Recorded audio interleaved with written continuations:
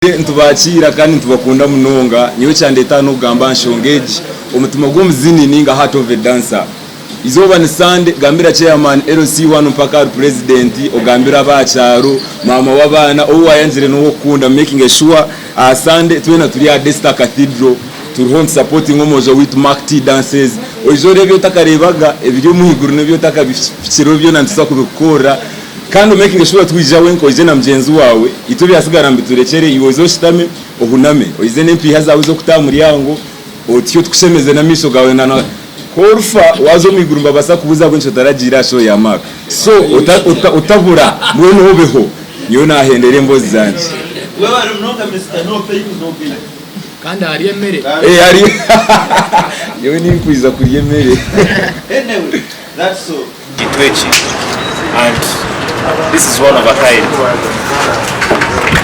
kosa teko show iri Sunday at Desta Cathedral kandi tero muranga kugira ngo Kitwechi tucenjire munonga because this one of a kind korwa bache batyari jiro yakora.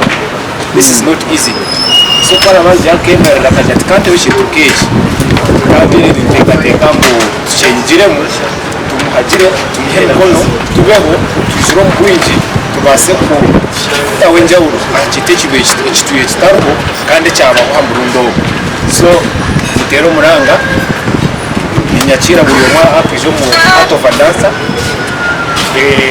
mbirwe mafiti neza kuba Desta Cathedral on Sunday so that's chajiri webare munonga we are just kunkanya enjoying kurebo na naja tufinure maka banza gambe dance ya multi dances tuli abo supporting the talents kan tuli abo kundana ya nabo kunjira kura tunatufuna kundo tukafuna na talents sio jero mishi the company has that fashion tuzazile mtu sponsoring nanga event yeje ya Marti era venue ya Desta Cathedral elado na mnana yoko kwezi tumetamwe na muzeo mtwaje sponsors mwena ngasima Mark is my friend and I believe in him and I believe he's going to make it kan twena that's why tulia nyenshonga which tulia akwantu chimanyangu by the D-Day which is Sunday twena tukuba tulio kan tubeta mwena muje supporting Mark T dances Heart of a Dancer and tamubyona nimbere bandi bakubani bagambira but Alpha Music Entertainment yashara mukumberaho all the time from the beginning up to today and I believe na Sunday tukuba turuho na ka team supporting Mark T dances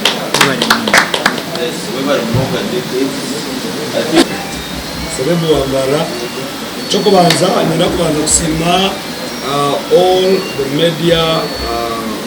media houses are present mwebara mukwe bintu ebyo kumutaro maybe vya twatuja kumatukuja manyara twenka so thank you so much nenda kusima the sponsors on board abinta kubasaga kamu the sponsors on board mwebare nabana bachurukuija we still have today is Friday, we still have tomorrow Saturday, we still have Sunday. You can as well come on board. Obasa kugira umukono gwahereza Mark T. Yeah, never the sponsors. Never take a sente, never feature them. And I believe this is our time to take a young talent so pasa kurgayo. Kagiti chukua yoka omu Western region. Omu Uganda yono kuchaza na hamu. Amazina ganyeta Pastor John Amanaposo. We are doing music. You can come with number one. The information was it. Performing show ya Mark T. Abeshon was twena. We are set. Innovation was by the way. Abokurga Desta Cathedral. Abatare Beka. But on Sunday they are going to be with us. We have Julie Soki. We have Juliet. We have other artists from church that I believe on that day they are going to perform. Izoberyo then hinabatimbe ni bagabra is right thing in a talk show on the radio na bagabra bajangu that day Ibrahim na mnana tuenda kureba more of the dancers than the artists they don't know what they perform but we want to see Mark T and his groups and his friends.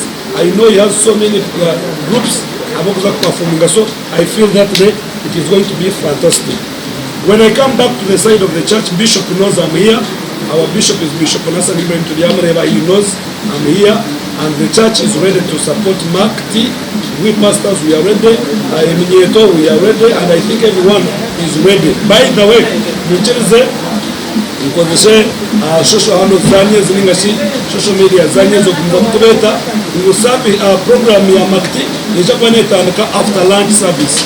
So you know services zitu ezraves genomisho all away from China. In fact you know service emu ratanke China mpaka Shamsharo. You can as well come be part of that service. I believe Bishop is going to bless you. That service mainly it will be for all professionals. Waba no mango irichi social media ningashi no mogo goine. We shall have that service. Then we shall also have a go back to school service where Bishop is going to be praying all the children going back to school. So come believing that God is going to be with you that service. But come on, I love you and I wish you well. I'm going to perform all my songs. Come be part of that show. Come in the name of the Lord. Katujura kumarwa abishemwe omurugutari tutwara gehena okumarwa aba niwo abati norukureba yo emico yawe yemerita. Thank you so much. I love you and hope to see you. Ntubakira kandi ntubakunda munonga niyo cyandeta no gamba nshongeji umutima gw'umuzini ninga heart of a dancer.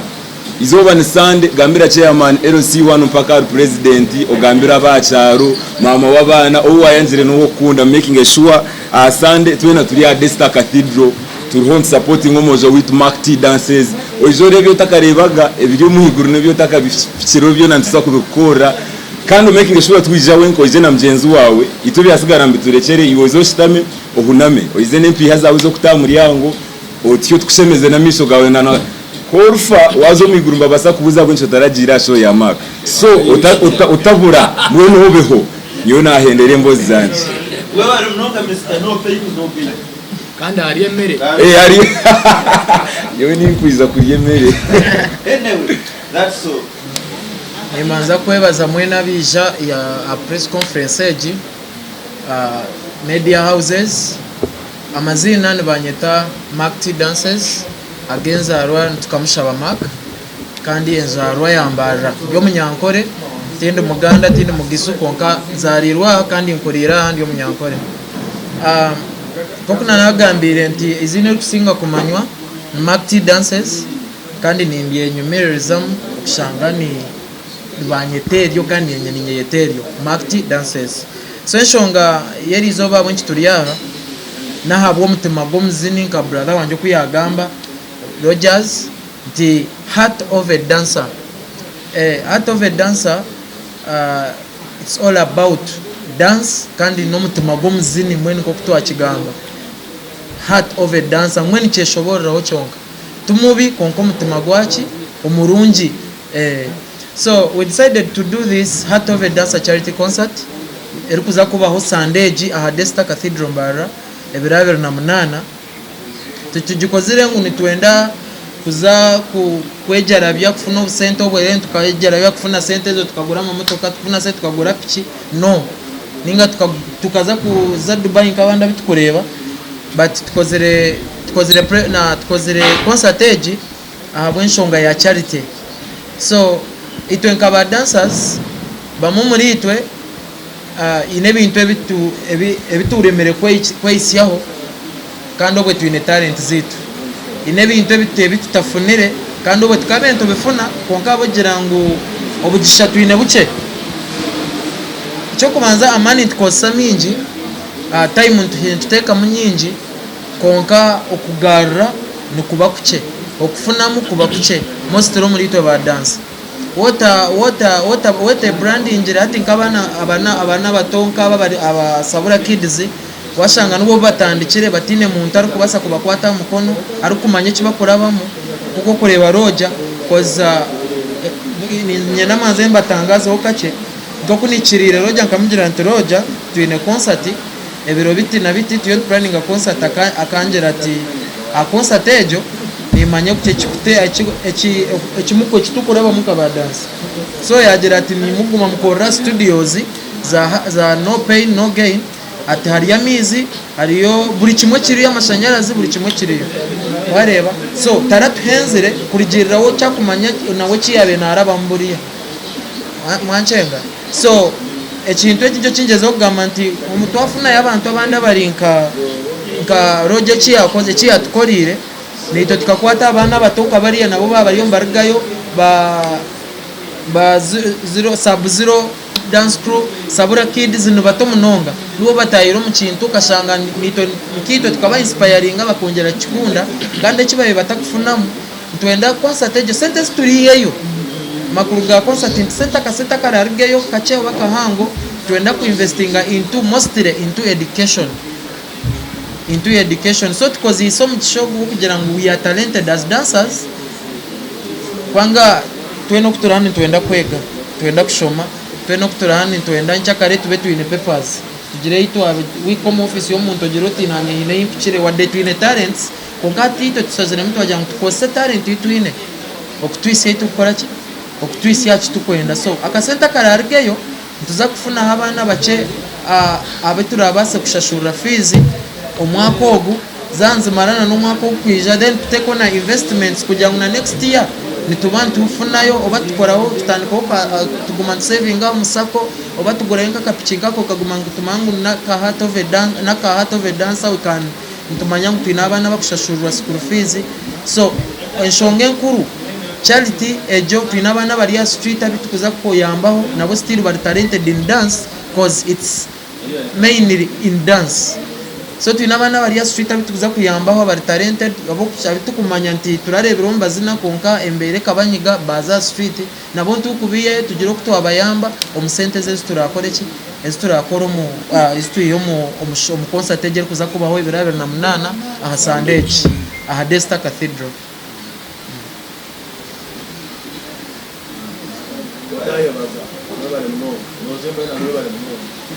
abantu mwe n'abariyoko cyo kubanza nimaza kwebaza mu Kiga TV nyebaza Western Ankole Media TV nyebaza Nkore Kansara Amoni ninkwebaza munonga nyebaza KR nyebaza n'abandi bingi munonga nyebaza ba Sky Mr Albert webare kwiza ngarika nyebaza na team yinkora nayo Mr Roni Mr Evans Job Mr Regan Cats Dances Bishop Ibrahim webare kusajika munonga ogo mushija no mushija wa Ruhanga atuyambire munonga kandi nawe nayenda ngo eminyeto eyongere kutimbura ebitone byabo byongere kuzahigura so nimbebaza munonga ninyebaza sa Eyit TV bingi munonga dance cruises ziriya ezikoze practices niteze kuza kubanze performing we have Sabula Kids dance crew we have 24/7 dance crew we have TYG we have Icebreakers dance crew we have Sub-Zero dance crew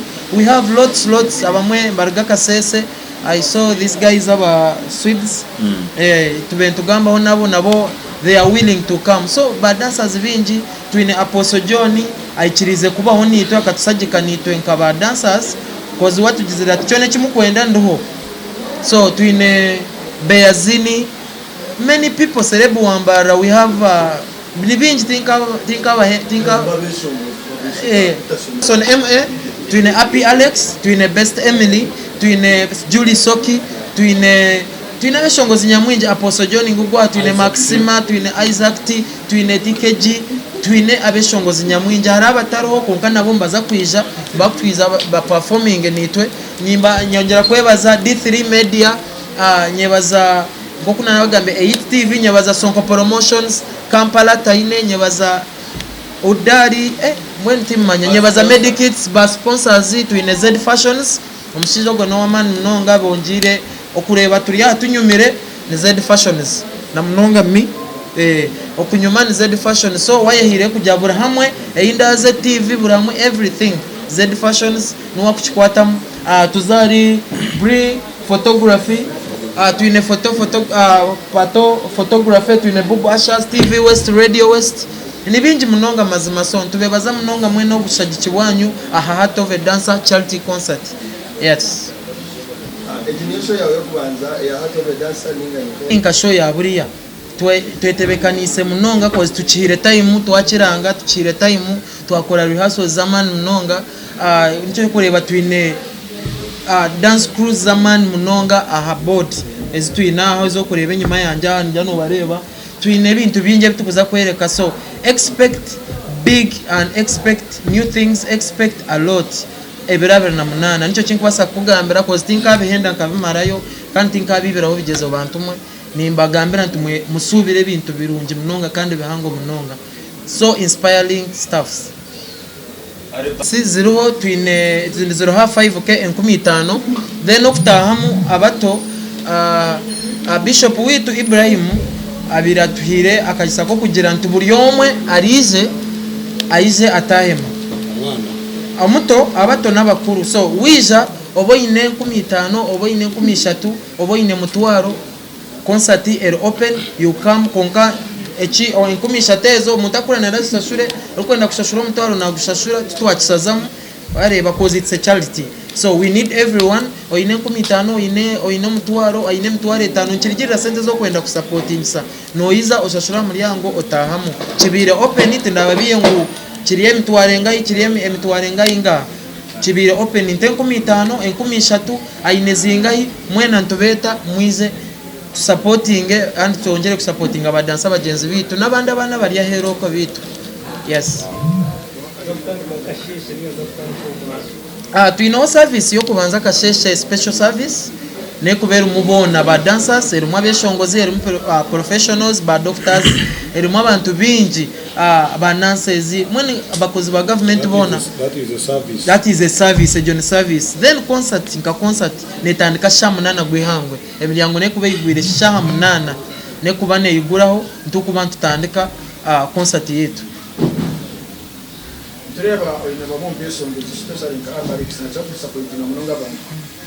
the concert we of course mutweni murebe ibintu social media but Friday the day is here gomo joti mumanya is a dancer wakawe yasharawo mu dancer gikolese kuyamba this is going to be a charity concert tunakira arubye mu kintu kikuza cyane abantu tureba uryokwe ni Sunday mwije mutwena supporting omojo basharawo buri kira cyore kirete woine 15 ine 13 ine ki you want to give back to the audience or people out there please mwije tubaba tujingi supporting it.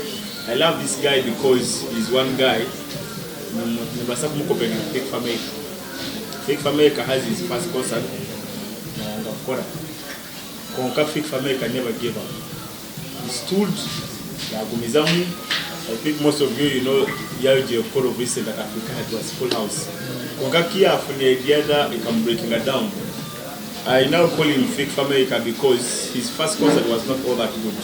But he stood firm, Yaji I can do it, believed in himself. And he's back here to tell us, yes, Bulia, I had a few things that didn't go right, but this time around, at least I know I've put in some of the mistakes. I'm ready for you. So Mark T is ready. We have lots of entertainment. Myself, I'll be there to support him as a brother. Suma Mulio, Mundeva, Amazina MC Kasheshe. We just support him to Nigeria, to Kenya, to Mbarara. So come through this Sunday, supporting Mojo to Telekom Kasheshe, Kukom Kasheshe mpaka Shai Bilizi Ham. So come through, let's have fun. Tuendeleza tukushebera tukutera mazina kariyaga abuzere radila inibasa kuzasta jike changamuka kazina so nasigante msika cheche ni beta muje mkajiro moyo witu tuna tuyo sana. Thank you so much. Taka chiroria nakule kusaini mtenama tulenga ijeza kwa press conference ya atija hata dancer Mark T okay amazina Brand Kisangara for territorial sales manager from Crown Beverages our prep scholar in the territory of Mbarara. You allow me to mix with English, especially on behalf of Crown Beverages. We came on board to support Heart of a Dancer as part of our corporate social responsibility. It is an obligation because it is a concert that is trying to reach out or support the young people with their talent, and we totally acknowledge and believe that all the stars that you see today have a story behind them, and like our partner MC Kashisha has put it, Mark is one of those that have been consistent in showcasing the talent and indeed extending a hand to support other young people to come to be unveiled to the world. As Crown Beverages, we had to come on board, and we're welcoming all of you. Personally, Brian, I'll be there, and the entire team of Crown Beverages or Pepsi Cola and Team Aquafina, as usual, will be there, and we continue to pledge to delight all our customers with refreshments. So expect to have Aquafina available at Heart of a Dancer and all the Pepsi Cola products, since it's for the young people up to the old people. So Mirinda for the young people will be there, and Pepsi Cola for all the adults, and then Aquafina all will be available. So with that, I can affirm to the whole world and to the entire region, Mbarara and the surrounding areas, and call upon you to come and turn up in large numbers from morning till evening. Thank you for coming in advance. Thank you so much. That's it.